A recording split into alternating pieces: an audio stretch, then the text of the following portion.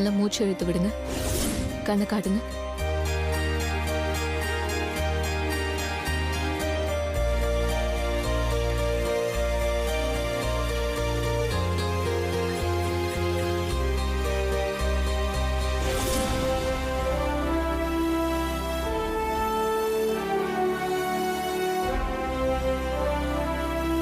Okay, இப்போ எல்லா டெஸ்டும் முடிஞ்சிருச்சு.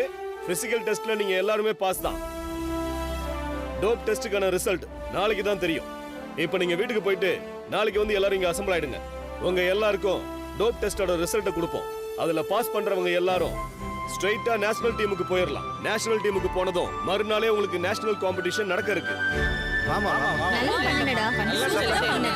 ரொம்ப சந்தோஷமா இருக்கு. நல்லா விளையாடுடி. தேங்க்ஸ்க்கா. இப்போ உடம்பு எப்படி இருக்கு? இப்போ பரவாயில்ல. நீ ஓகே தானே? பரவாயில்ல சார்.